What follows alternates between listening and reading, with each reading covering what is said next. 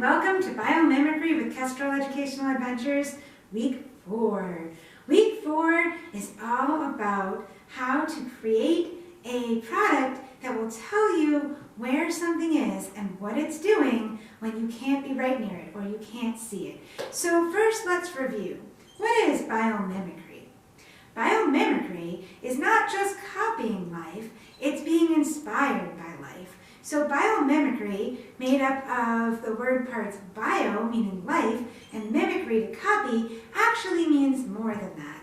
It means that we look to living things in the natural world, like plants and animals and fungus, to get ideas for how to create products that can help humans solve all kinds of problems. So today is all about, as I said, remote sensing. So one of our best remote sensors are spiders. All different species of spiders are actually amazing at not only building webs, but fine-tuning their webs so that they're made of all different strands. In fact, their webs are not that different from my banjo. Taken together, you get a chord, but if you strike each individual string, all the strings sound different. That's because they're different thicknesses. Spiders do the same thing.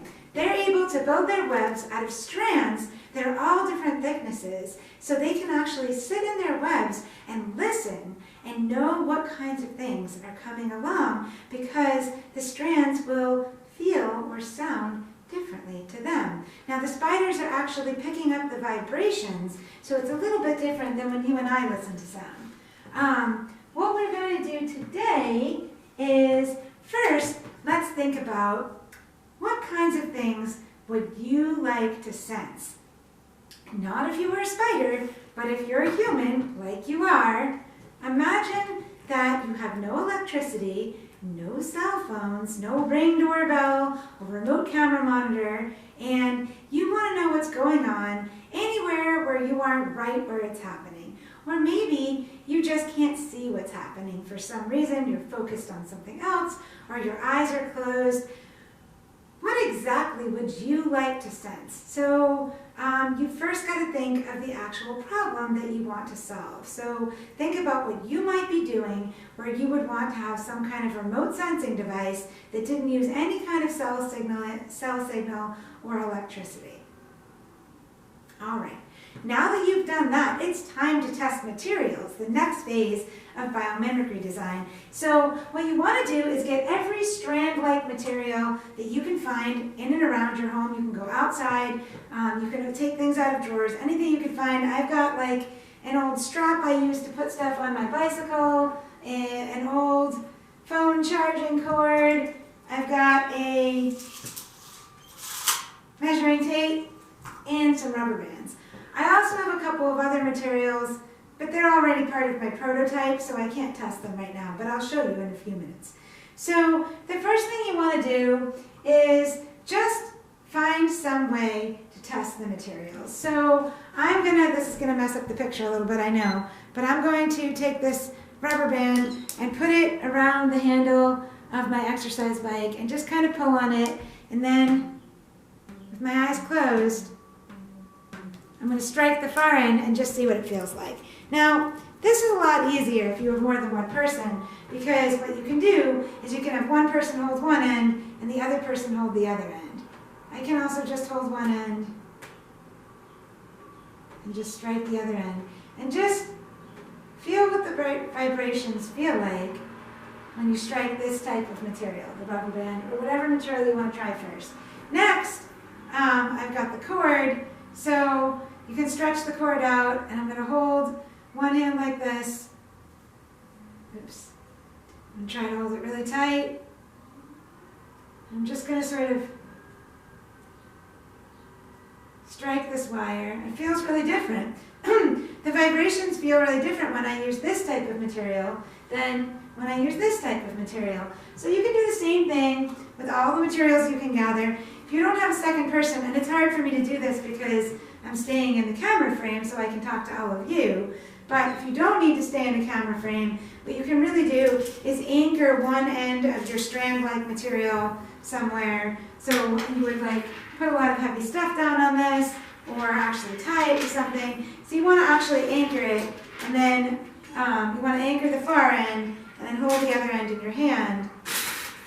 And then just tap it as far out as you can reach.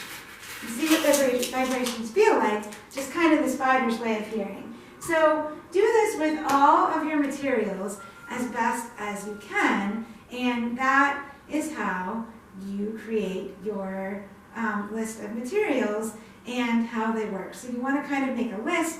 You can do this in your head, or you can write the list down, but you want to sort of imagine what each material feels like, so that when you create your prototype, you know what kind of alert you're getting. All right, next, a really good thing to do would be to make a little sketch of some ideas you have. I'm not going to do that right now because I've already set something up. So this is not a very practical model, but I was just playing around with some ideas. So this is an exercise bike. I'm just using it to anchor things to. And I have anchored a slinky to one side of the handle and my dog's leash to the other side. And then I have attached these strand-like materials on opposite sides of this door, one to each doorknob. So the idea is now that, let's see if I can set this up so you can see what I'm doing. The idea is that if for some reason I was on my exercise bike or anywhere that I wanted to anchor this to, maybe your favorite reading chair, and I had my eyes closed, or ideally I would actually have this facing the other way.